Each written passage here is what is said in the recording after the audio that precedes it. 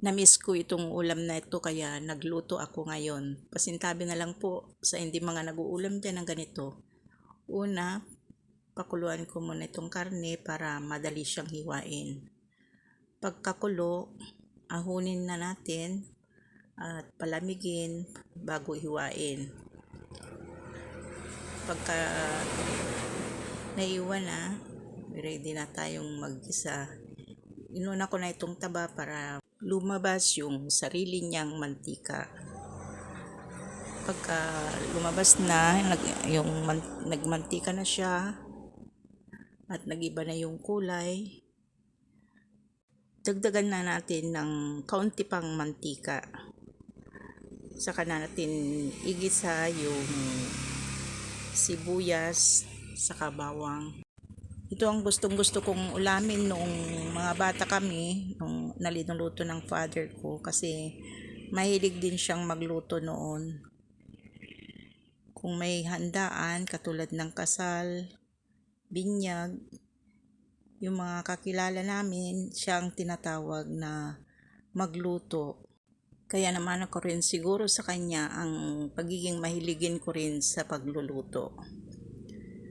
Ayan guys, linagay ko na rin yung bawang. Hintayin na lang natin siyang lumabas ang aroma at magiba ang kulay. Saka natin lagay yung karne. Ayan, lagay na natin. Halo-haluin lang natin. At hintayin ring mag-iba yung kulay niya. At kung nag-iba na yung kulay, lagyan na natin ng condiment na asin, paminta, saka seasoning granules. Saka natin halu-haluin mabuti para ma-well combine lahat yung mga condiment. Isunod na rin natin ilagay yung sayuti.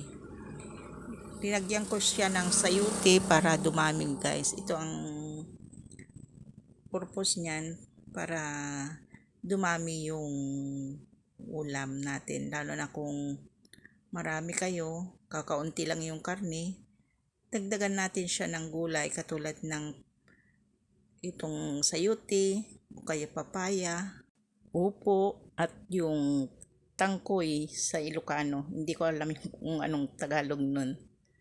Yun ang hinahalo namin sa dinuguan. Ayan, takpan muna natin. Dinagyan ko siya ng tubig guys na kaunti lang para madaling maluto. Lagyan din natin ng sili para bumango yung lulutuin natin.